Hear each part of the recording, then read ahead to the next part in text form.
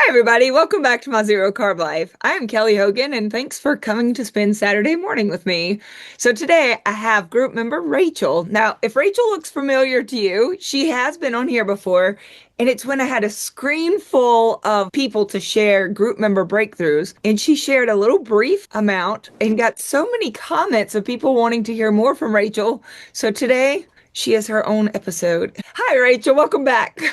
Hello, thank you so much for having me. So you wrote to say that I recently had a guest, Katie. I love Katie. And you said that in that video, I had mentioned that she didn't necessarily have like the world's worst health issues and the world's biggest transformation, but you loved the video for exactly what I had said.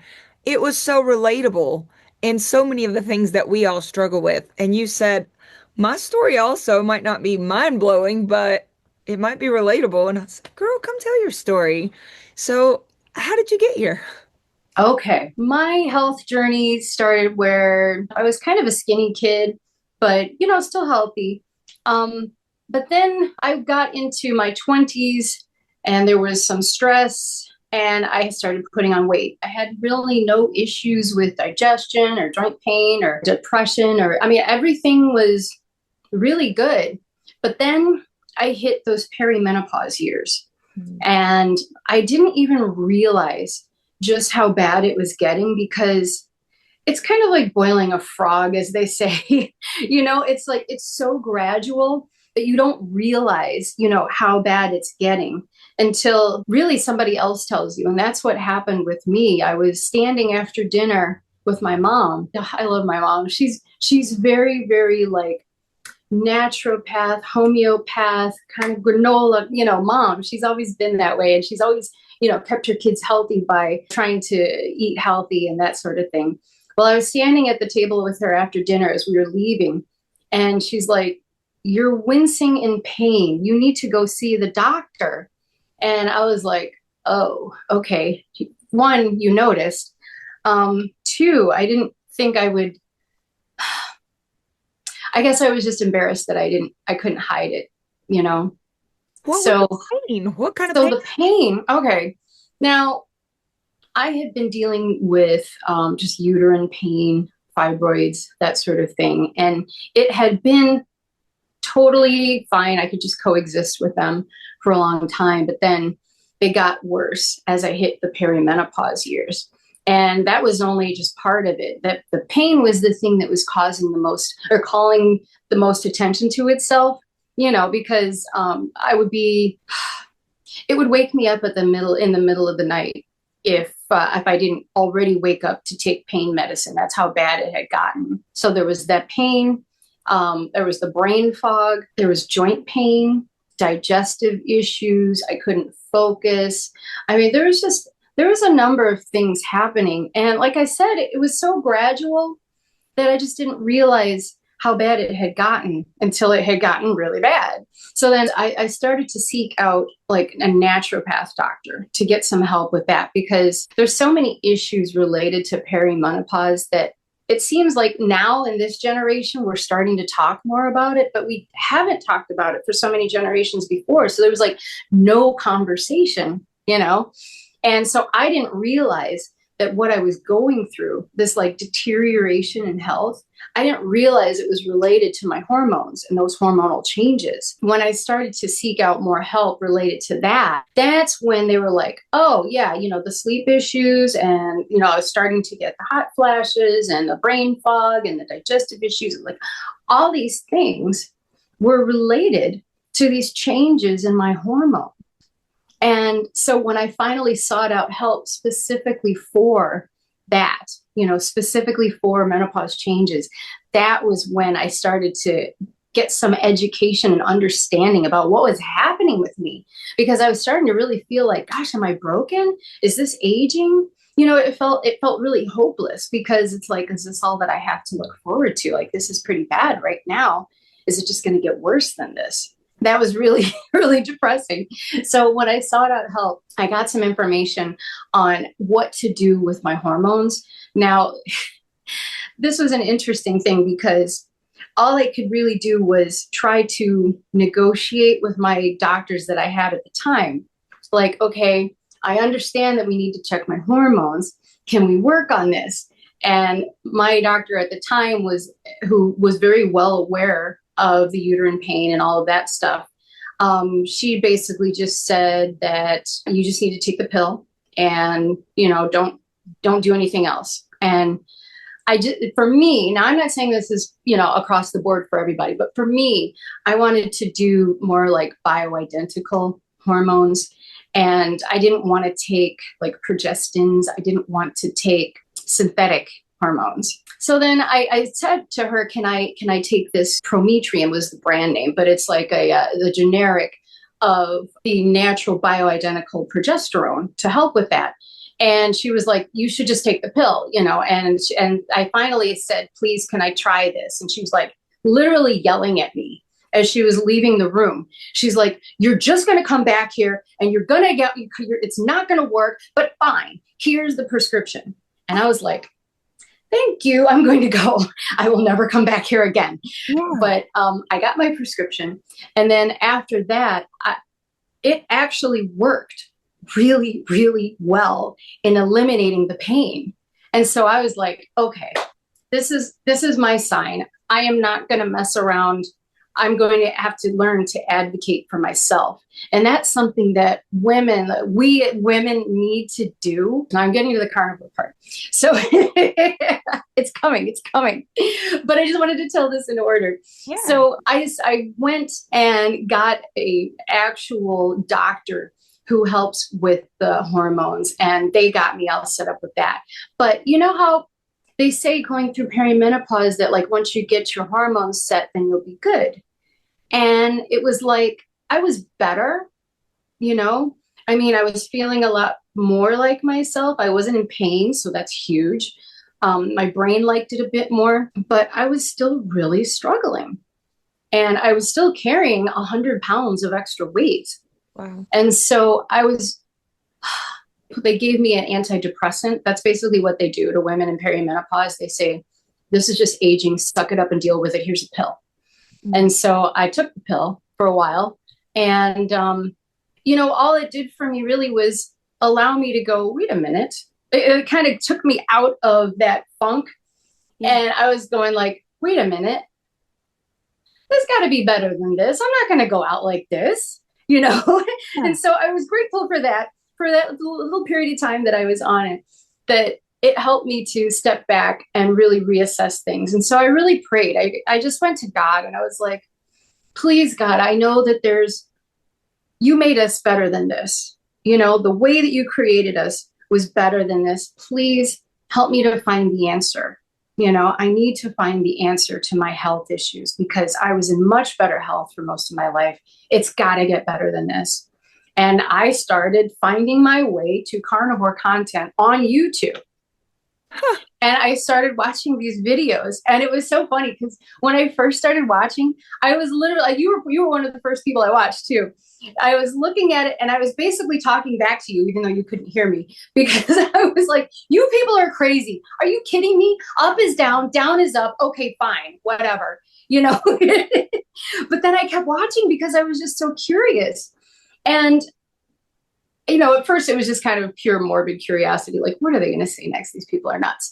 But then I started to hear the stories of people getting better, the stories of healing. And I was like, oh, this is actually working for some people. Maybe I need to actually give it a chance. Maybe I need to actually stop talking at the screen and just listen to what they're saying.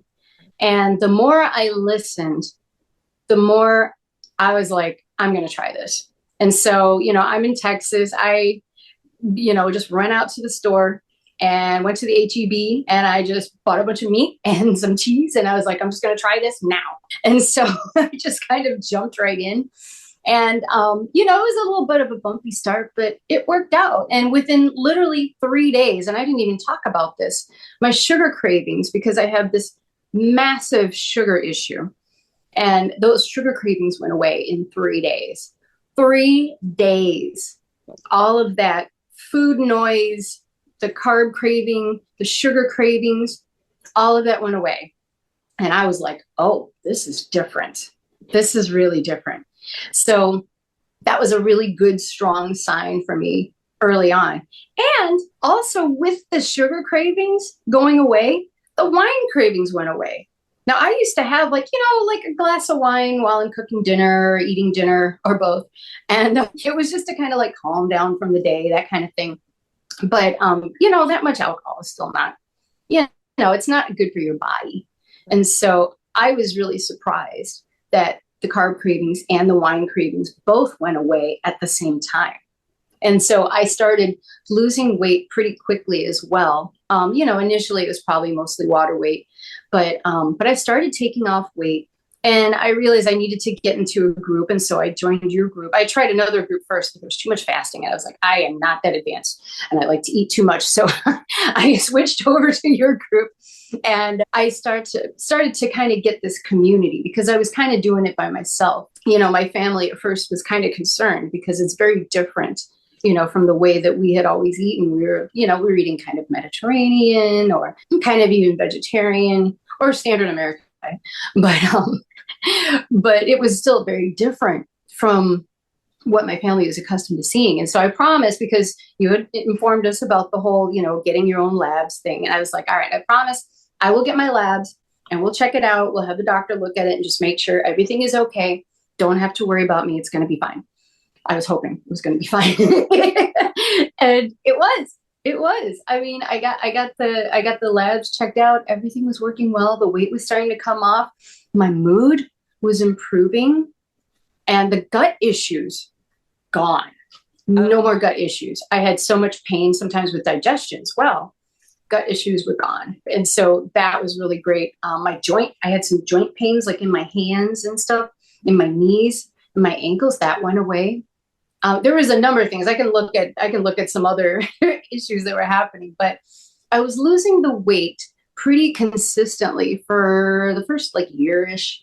And then I had a stall for like 6 months, and I had lost 60 pounds. So this is like big progress. A lot of healing happened. Inflammation came way down.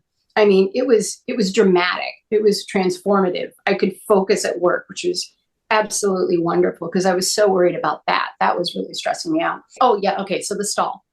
So I started to, as I was watching interviews, I found a carnivore doctor, because I was in the process of switching doctors anyway, because my old doctors were giving me the whole, you'll be back, you're going to be sorry thing.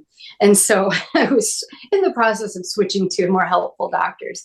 And I found a carnivore doctor, and we've been working with her ever since. She's been really great. So I told her, like, I'd like to come off of the antidepressants because I'm not feeling depressed. I mean, I know, I was on the medicine, but I was like, let's, work together to come off of that, and let's see how I'm really doing, see what's really happening without the medication. And we did. And I was good. And I will tell you, I have been able to have the kind of joy and happiness and enthusiasm and excitement like I hadn't had in like 15 years. That's how much it had like kind of flattened. You know that feeling that it feels when you're like falling in love? Yeah. It's just like such a happy, bubbly, lovey joy. I can have that feeling again now. I didn't have that for a while. And so it was either like sad or flat or just discouraged or trying to focus. And so this is really, really different. It's so good to be in this place now. So when I was working with the carnivore doctor, she found that my thyroid, the inactive form of the T3 wasn't converting over to the active form. And so I was having a bit of an issue there with fatigue and with cold and, other things. So she's helped me out with that, and boom, no more weight loss stall, energy's improving. And I mean, like I said, there's been other non-scale victories, like my sleep improving, which is massive. The blood sugar's balanced, the inflammation numbers are improved, joint pain's gone. I am actually losing weight from my waist. Like, that's visceral fat. That's important. That's super important. So I still have a little ways to go. I have lost 80 pounds, Wow. which is massive. I'm like, that's like a middle schooler, you know? Yes. Like, how did that happen? It didn't happen overnight, though. I just feel really, really hopeful because I had gotten to a point where, before I found carnivore, before I started changing my doctors, where I was just feeling so hopeless, just so discouraged. And now what I have is hope. Yeah. And I have like this looking forward, the hope in the future, right? Like looking forward, knowing that I've got a whole nother season. I've got a whole nother chapter. Like I've got good stuff to look forward to. And I'm kind of looking foxy too, which is nice, Yeah, it's one thing to look good, but you're feeling good. Exactly. Both right now. Oh my. Absolutely. Absolutely. It's both. I mean, yeah, there's so much other stuff that too. I mean, there's other stuff that's even improved, like little stuff. Like I can see the tendons in my hands.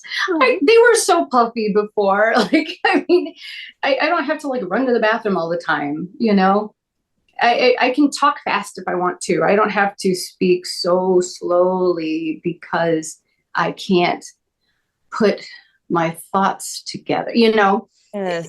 So it's like, it's, firing a little faster now. So it's good. That's good. Oh man, that is a big story. And It is. story of hormones and menopause and perimenopause is a really common story. The brain fog, the weight gain, the achiness, Yes. the hot flashes, Yes. depression. It's almost like almost every woman's story that you talk to.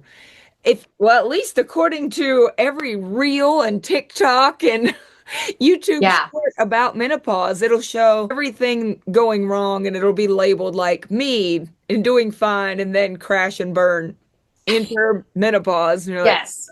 well, I'm almost 47. I watch these videos. I'm like, oh no, what is coming? Yeah. I'm not. Exactly. I can't even really tell exactly when it started for me. It was in my 40s. I'm 54 Tuesday. Yeah. Gosh, what? Yeah. Every time you've told me your age before, and I'm just in denial. Y'all, I know in the comments.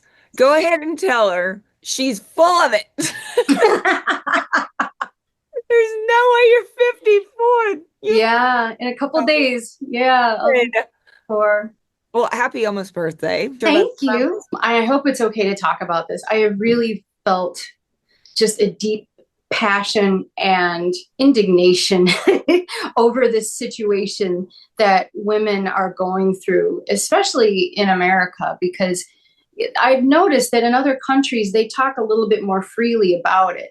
But here it's like you're supposed to just kind of fade into the background and just like disappear.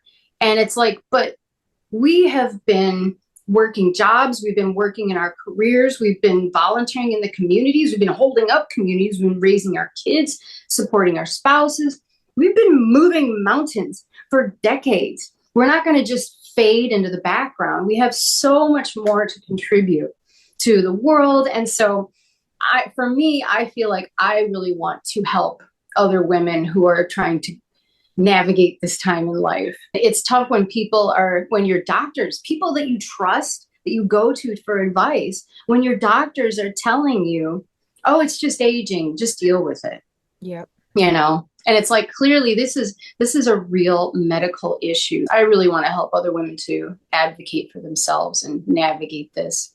I really do feel like many women at around age 50, they're so tired and stressed, so they come home and drink wine, eat for comfort because their body is hurting, and all Yep. these confidence issues going on, and just sadness, just this feeling of sadness. So we have to feel like we have to comfort ourselves however we can. Wine and Yeah.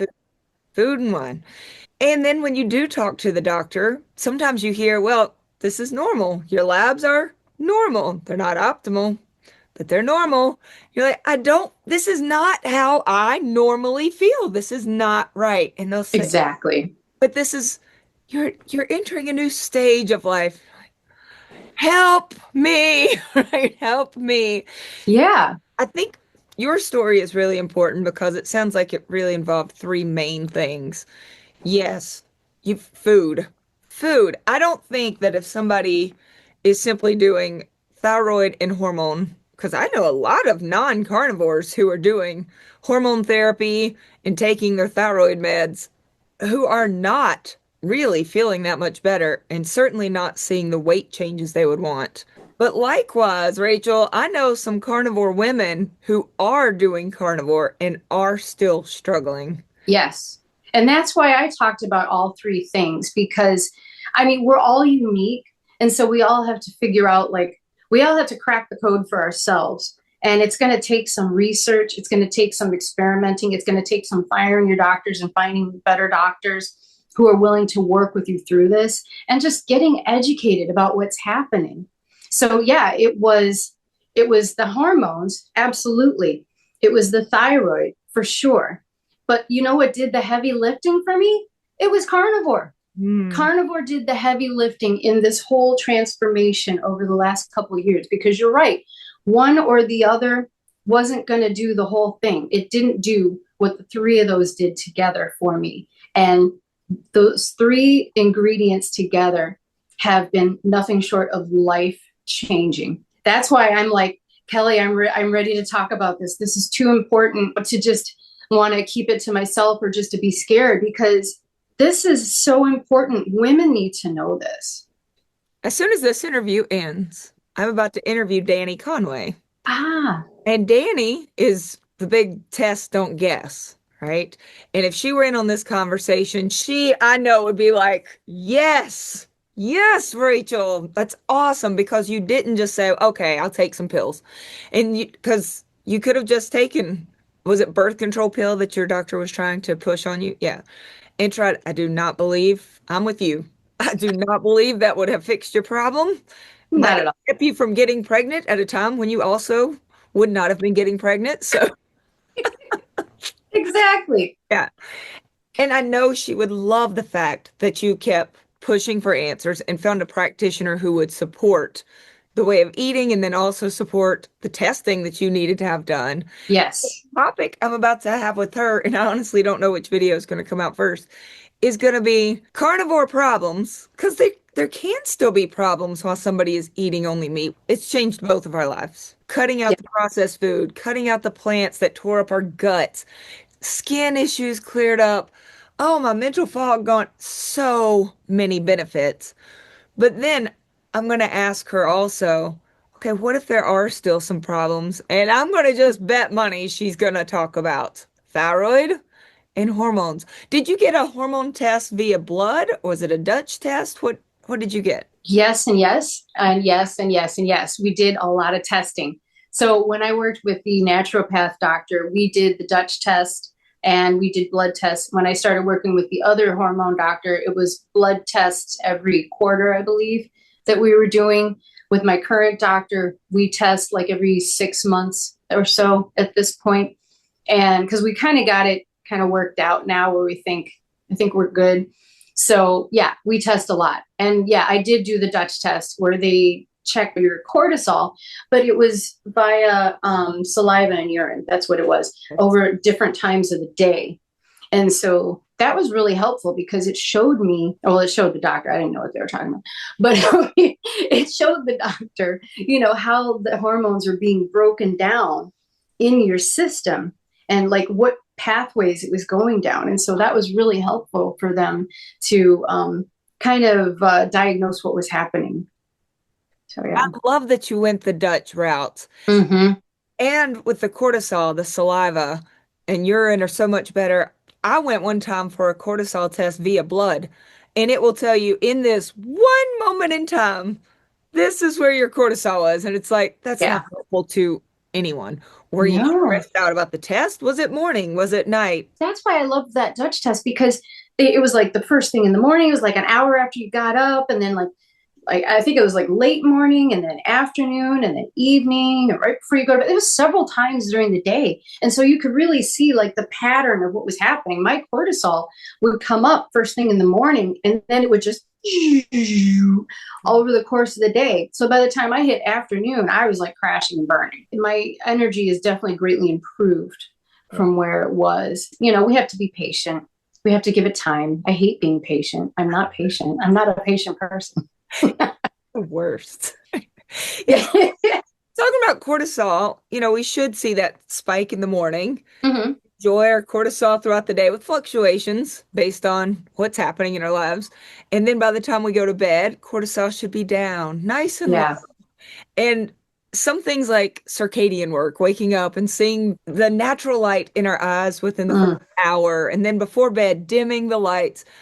All of this is good. And if somebody thinks, oh, I think my cortisol is out of whack, well, for heaven's sakes, let's start with fixing food. Let's start with sunlight and then Yes. dim lights, maybe block the blue lights, go to bed a little earlier, even use candlelight in the evening. We could do some breath work, Yes. some slowing things down and just trying to like piece so many things to try. And if you're working on all of that and you're like, this is not moving the needle, yeah, I think getting cortisol tested the right way, not that one snapshot, Right. but get it done with somebody who understands cortisol. And then also a Dutch hormone test to just see what's happening. And then find somebody who understands what optimal looks like on a thyroid test. Yes. Yeah. That is huge. And like just across the board for these blood tests, because normal range in a sick population is not where I want to be. I want to be in the optimal range, you know? So I love that, the doctors that I work with now are giving me more of that information. Like, yes, this is normal according to the labs, but this is really where we want you to be. Was under eating or overeating, tracking food, did that ever play a part for you at all? Not really, but I can't really say 100% for sure because I've always just kind of done intuitive carnivore. What I do is I will I'll enter my meals for like a couple of days just to kind of check and see that I'm in range of Yeah. where I need to be with the TDEE. And I just kind of, kind of go from there. I ought to, Kelly. I've lost 80 pounds. I ought to revisit this and see. But I just kind of figured as long as I'm feeling good, the weight's coming off, I wasn't really going to worry too much about it. Oh, I But yeah, agree completely. I really do. But if someone is struggling with symptoms of low thyroid, yeah, it can be related to undereating. true. That would be something for people, whether they're cold very often, have binge tendencies, have brittle nails, dry hair, dry skin, whatever the issue is, and you think, oh, that seems like my thyroid. One of the like lowest hanging fruits is let's just make sure you're eating enough. Yeah, And yeah, absolutely. But I'm a good eater. I guess that's why I always failed at the diets because I couldn't achieve the under eating thing. Like the old diets, the yeah, old diet ways. I couldn't really do that because I would just be too hungry and I'd be fixated on food. And it was just constantly thinking about when is my next meal, even if it was like a healthy meal that I had eaten. It yes. was just, yeah, I I can't really do the not eating enough thing. Yes, I have never had that struggle either. There was a woman I had a party at our house last night, and she said her husband has to make himself eat, almost like set a timer.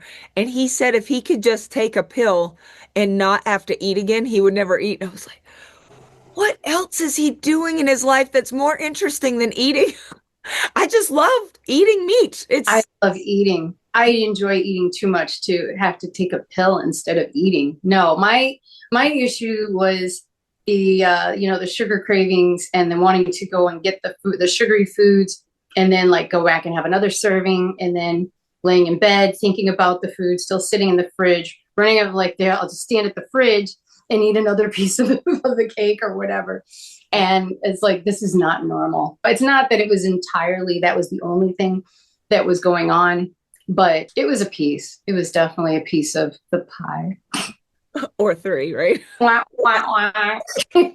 No, I get you. There were things that had to be fixed for me, which was mainly my main thing was I was just eating the wrong foods for my body. Mm, I really, for my gut, for my skin, for the cravings, just like you, we eat meat and eggs. Do you eat eggs? yeah. Oh yeah. Oh yeah, meat Oh and yeah. eggs. I eat a lot of eggs. Yes. Dairy? Eh, I love dairy. Dairy doesn't love me. Same. So yeah, I it stalls my weight loss and sometimes I get joint pain and then I get like too much phlegm and it's not great. So like if I'm traveling and I don't have a whole lot of control over my food, I might let myself, have a little bit of dairy while I'm traveling and then I'm back on to, as soon as I go home, right back to strict, I'm cooking all my meals, I'm making the good stuff. I love a good ribeye. I trim the fat off of the ribeye and I season it and cook it separately in the air fryer so you get the nice crispy fats because I don't like the goopy fat. Yes. So the crispy fats, oh, that is joy and love on a plate. Nice. Oh, I hope so. If any of you are struggling to get in the fat, chop it up smaller, cook it a little longer, crisp it. Yes. Yes. So I kind of interrupted myself, but I did want to know. Oh, I'm sure people are wanting to know what you ate, so thank you.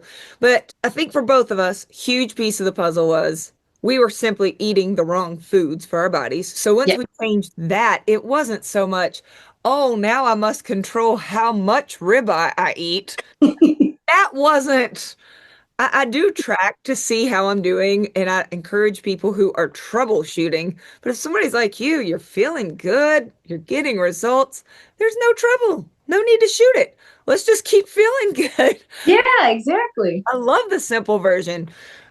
Okay, I think today's biggest takeaway. If you are feeling hopeless, if you're watching this video, you're feeling hopeless, you know your hormones are changing, whether it's perimenopause, menopause, postmenopause, and you have been fed this lie that this is just going to be life. This is part of aging.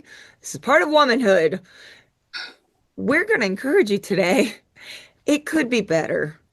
And you may be able to fix a lot of the problems by simply changing the food that you eat, whether that looks like dropping grains and gluten and sugar or and alcohol, or maybe you need to take it further for other reasons, whether that's the addictive side of things or the fiber gut side of things. And come on over to the carnivore side of things where we're just eating meat and eggs and a little bit of dairy when it works for us.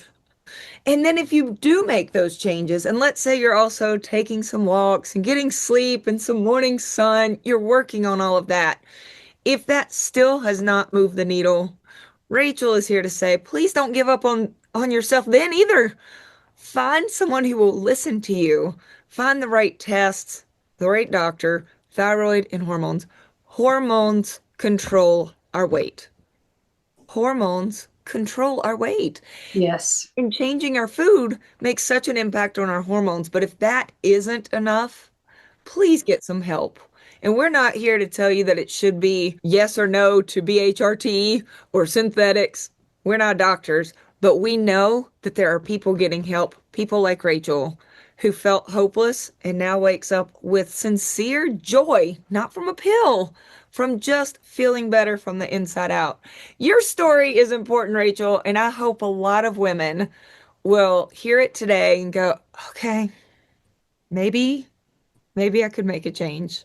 Yes. There is hope. There is definitely hope for a next season, a whole new chapter of exciting time in life. Like it does get better. It gets way better. Nice. And it could get better even without having periods every month. Like there are things that you could be looking forward to.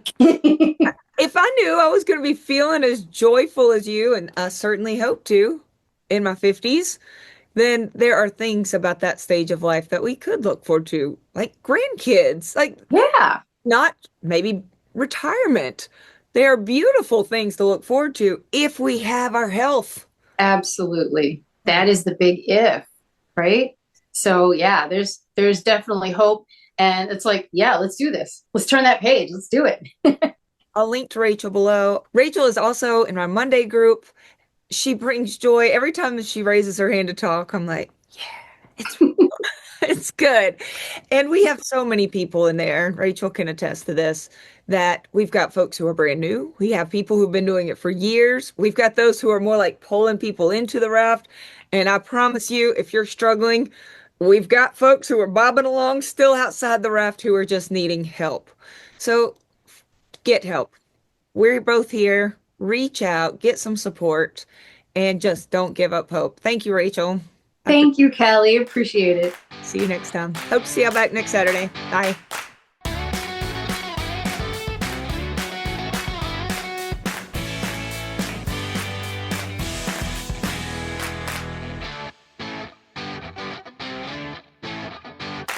Let's close in a word of prayer. Lord, Yes. thank you, God. Thank you, Lord, for the healing that has been experienced. Thank you for the amazing tools you have given us on this earth to be used. Mhm. Thank you, Lord, for Rachel's willingness to be able to share and to come here and to try to help your other children. God, we both feel we have a purpose that has been given from you, and I pray that you would allow us to continue serving this purpose, that you will allow others to be reached, that you will find those that need it most to draw them to better health, but more than anything, to salvation and eternal life through your son, Jesus. It's in his name I pray. Amen. Amen.